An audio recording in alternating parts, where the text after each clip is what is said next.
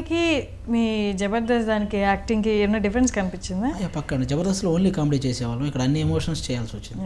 అంటే ఒక ఫ్రెండ్లా ఫీల్ అవ్వటం ఉంటుంది, ఒక టెన్షన్ ఉంటుంది ఒక చోట ఎక్కడైనా. కొన్ని సీన్లలో ఎమోషనల్ సీన్స్ కొన్ని ఉన్నాయి కాబట్టి అన్ని యాంగిల్స్ చేయాలి సినిమా అన్నాక. జబర్దస్త్ అంటే ఓన్లీ కామెడీ, అక్కడ మనం ఏడిపించాల్సిన అవసరం లేదు ఎవరిని, లేకపోతే కోపడాల్సిన అవసరం లేదు. ఇక్కడ కొన్ని ఎక్స్ట్రా ఎలిమెంట్స్ ఉంటాయి అంతే. కాబట్టి ఆ ఎక్స్పీరియన్స్ మాత్రం దీనికి యూజ్ అయింది. ఓకే. అండ్ నరేష్ గారితో మీ కోఆర్డినేషన్? నరేష్ గారు అంటే ఇంక మా కమెడియన్స్ అందరికి ఆల్మోస్ట్ ఇన్స్పిరేషన్ కాబట్టి, రాజేంద్ర ప్రసాద్ గారు ఒకరు, నరేష్ గారు కామెడీ హీరోల్లో మాకు ఇన్స్పిరేషన్ కాబట్టి, అలాంటి నరేష్ గారితో ఫస్ట్ టైం ఫుల్ లెంగ్త్ చేసే ఆపర్చునిటీ రావటం నాకు చాలా, అది కొంచెం మంచి విషయం. దానికి నేను బాగానే నరేష్ గారితో చేసేటప్పుడు కొంచెం టీవీలో చూసేటప్పుడు నవ్వేవాళ్ళం కదా ఎక్కువ నరేష్ గారిని చూసి.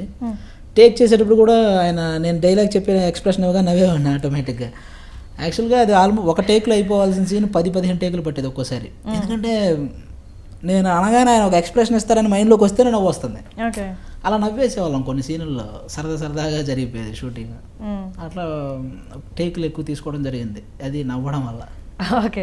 అండ్ మిగతా కాస్ట్ ఎవరు ఉన్నారు? అవసరాల శ్రీనివాస్ గారు ఉన్నారు, ఆయన ట్రైలర్లో చూసారు.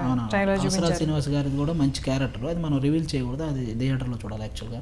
ఓకే. ఆయన చాలా మంచి క్యారెక్టర్, సెకండ్ హాఫ్ అంతా ఆయనతో ట్రావెల్ చేస్తాం. ఇంకా సత్యం రాజేష్ గారు ఉన్నారు, శివారెడ్డి గారు ఉన్నారు, పెద్ద పెద్ద తులసి గారు క్యారెక్టర్ ఆర్టిస్ట్ చాలామంది ఉన్నారు, తులసి గారు, సుధా గారు. సో పోను అది చూజీగా ఉంటారా స్క్రిప్ట్స్లో సెలెక్ట్ చేసుకోవడంలో, యాక్ట్ చేయడంలో? అంటే అన్లైక్ మీ టీం, మీతో వాళ్ళు ఉన్నారు కదా, అవును, మీ టీం వాళ్ళతో కంపేర్ చేస్తే మీరు కొంచెం చూజీయా? అంటే హడావిడిగా ఏది పడితే అది చేసే? అవునండి, పక్క క్యారెక్టర్ల విషయంలో అయితే చూజీగానే ఉండాలి పక్క. ఎందుకంటే ప్రజెంట్ అన్ని క్యారెక్టర్లు చేయలేము మనం కూడా, కొన్ని కథాపరంగా కానీ మన ఇంపార్టెన్స్ ఎంత ఉందనేది చూసుకునే చేయాలని అనుకుంటున్నాను. ఓకే. అంటే స్టార్టింగ్లో వచ్చిన ఆదికి ఇప్పటికీ తేడా ఏంటంటే అప్పుడు ఒక దాంట్లో కనిపిస్తే చాలు అనుకొని తర్వాత నుంచి ఇప్పుడు ఇంపార్టెన్స్ ఉండాలి అన్న. ఓకే. ఎందుకు వచ్చింది ఈ కైండ్ ఆఫ్ రియలైజేషన్? అంటే మీ పక్కన వాళ్ళని చూసి వాళ్ళు ఏదో ఒక క్యారెక్టర్ చేసి తర్వాత ఇబ్బంది పడి క్యారెక్టర్ రావడానికి? అట్లానే కదా, మనం ఇదే ఫీల్డ్లో ఉండాలని ఫిక్స్ అయినప్పుడు ఖచ్చితంగా ఇంపార్టెన్స్ ఉన్న క్యారెక్టర్లు చేస్తేనే ఉండగలుగుతాం. ఓకే. ఏది పడితే అది చేస్తే మళ్ళీ బ్యాక్ టు అందుకే జాగ్రత్తగా చూజ్ చేసుకోవాలని అనుకుంటున్నాను. అండ్ ఈ మ్యూజిక్ కూడా చాలా బాగుంది, ట్రైలర్లో చూపించింది కానీ బీజిఎం కానీ బాగా. అందరు చిన్నపిల్లలు కూడా చాలా మంది ఆహా అంటారు. యాక్చువల్లీ అది బాగా ఎక్కింది. ఆమె ఆ పాట నోట్లోనే వేలు పెడితే అనే సాంగ్ కూడా ఒక లేడీ పాడింది. ఒక హీరో ఇంట్రొడక్షన్కి బ్యాక్గ్రౌండ్ లేడీ పాడటం ఫస్ట్ టైం యాక్చువల్గా మెయిల్ క్యారెక్టర్లు ఎవరో పాడుతుంటారు హీరో ఇంట్రొడక్షన్ అంటే, ఒక లేడీ బ్యాక్గ్రౌండ్ వాయిస్తో హీరో సాంగ్ అది. ఆమె వైకో విజయలక్ష్మి గారని అక్కడ ఆవిడే పాడింది. అక్కడ ఏంటంటే ఆవిడకి కళ్ళు కనిపించవు యాక్చువల్గా.